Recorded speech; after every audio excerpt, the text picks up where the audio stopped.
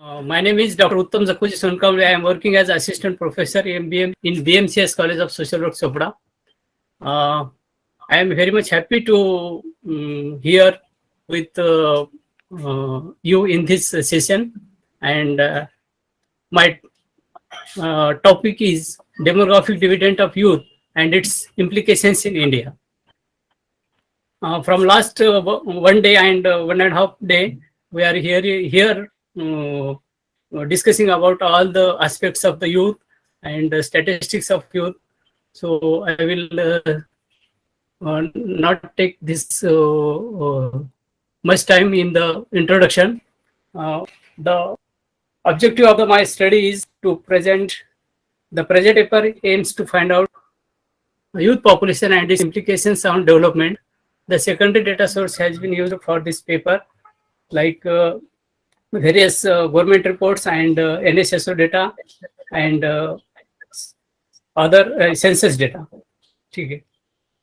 So, what is demographic dividend? As we all know that demographic dividend means working population or economically active population is more than the dependent population.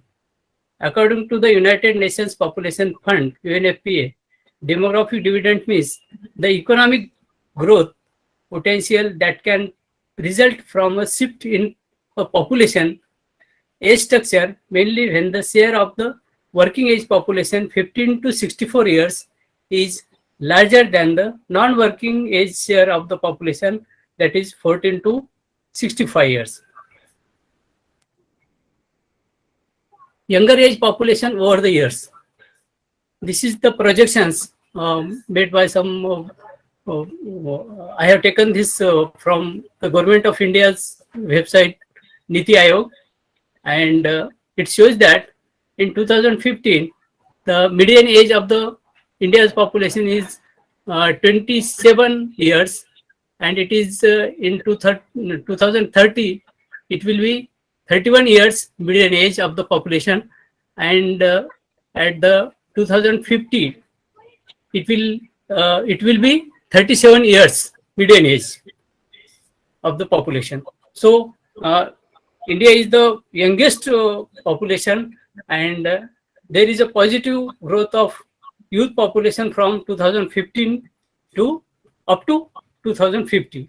It indicates that there is an urgent need to create a new job in various sectors, but we have seen that government selling government institutions rather than creating new opportunity for youth. Is this positive implications of demographic dividend of youth? So this is a question for us to discuss. India has one of the youngest populous country in the world. As we know all, by 2020, median age 28 years, and it is in India, it is 28 years compared to 37 years in China and US. It is 45 years. Average population of the US is 45 years, and in Japan it was 49 years. So we all know that Japan is a old age country. The study conducted by UNFPA revealed some interesting facts. The window of demographic dividend opportunity in India is available for 5 decades from 2005 to 2055, longer than any other country in the world.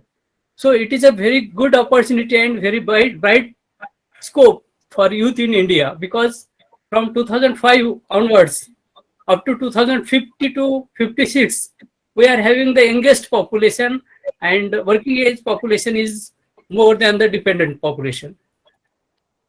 Demographic dividend and educational implications on youth in India. What happened, ma'am? We are having a good institutions, good infrastructure, but we are not having the skill-based education.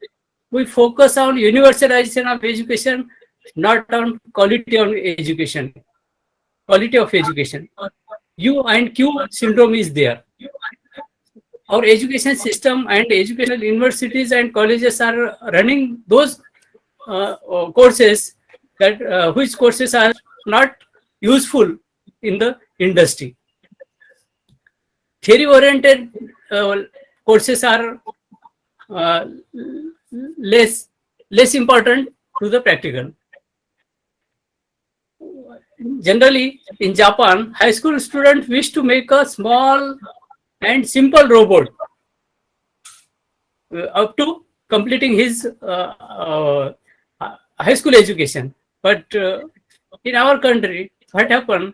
Our electric engineers also not ready to check if electricity is gone. Our engineer is not ready to check the fuse coil. Okay, there is a gap, lot of gap in India. That is a practical knowledge and theoretical knowledge. Theory and practical knowledge is very poor in case of our country. On the other side, we are very much successful than NASA to launch large number of rockets.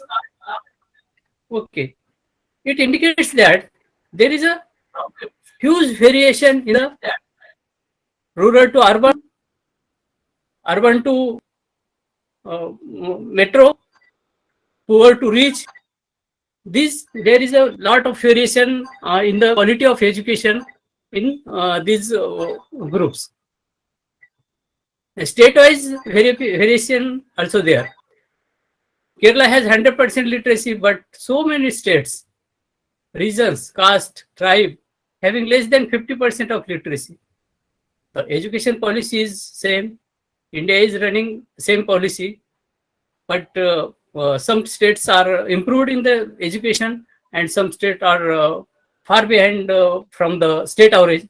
So it indicates that we have to focus on the quality of education and not the universalization of education. Economic development and employment situation in India.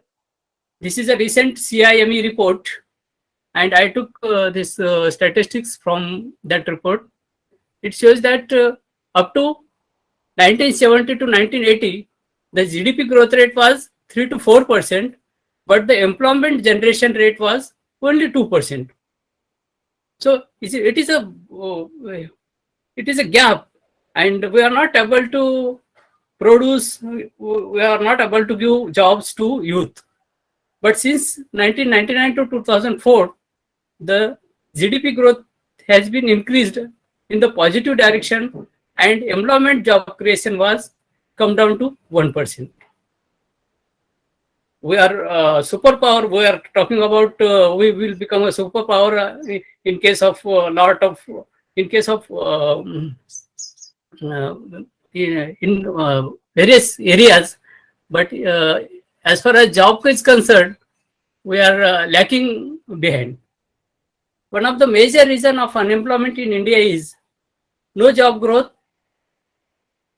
Jobs are not increasing, and at the same time, the number of graduates are increasing. Employment situation of youth. According to 7th Commission, minimum salary was 18,000 rupees per month for a clerical job or less than that C grade, D grade job. But most of the higher qualified like BA, MA, MSc, MCom, BE, PhD holder working on low salary up to 10,000 to 15,000 per month.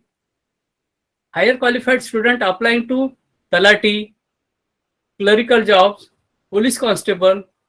Most of the time we have seen these news in newspaper and on television. This is also recent data from 2019-18 report. This variation is by gender, by region, by state, by class and caste wise. Due to reservation policy in government jobs, the proportion of youth belonging to scheduled caste and scheduled tribe is better in government job. But the privatizer policy had negative implications on Dalit and Adivasi youth. They forced to work in the private sector on low salary, low pay. The low paid areas have a large number of Dalit and Adivasi youth, while the higher paid areas are dominated by the other caste youth. According to Professor Sukhdev Thorat, the jobs are on contract basis, so there is a no job guarantee. They do not get the benefit of health insurance and social security and other benefits. Dr. Uttam, 1 more minute for you. Yes, ma'am. Yeah. Female participant. As far as demographic dividend is concerned, we are having a very few females in the labor market, not due to social norms, but due to less job opportunity. Women are having less job opportunity, low salary jobs, pink collarization is there. Safety at workplace and outside the home is another concern for female workers. Underskill and malnutrition is a concern. So, need concern on the health. There is a obesity is there, cancer is there, HIV/AIDS is there, tobacco, alcoholism, and drug use. Number of cases are increasing day by day. Lifestyle related diseases are there. So, higher qualified youth are not employed due to that. Many problems among youth occurs due to frustration and stress. These also some problems. What are the ways to come out from these problems? In case of education, we have to frame a skill-oriented workforce, because Dr. Amartya Sen said unhealthy workforce is a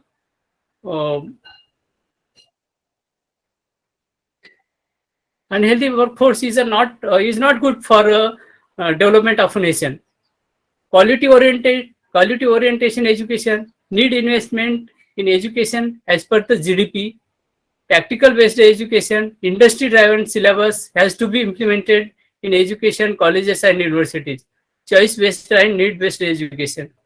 In case of employment, increase government as well as private jobs, equal opportunity for women, minimize brain drain, labor security. In case of health, to make provision of health services where available, accessibility and affordable to all citizens irrespective of their economic status. Thank you.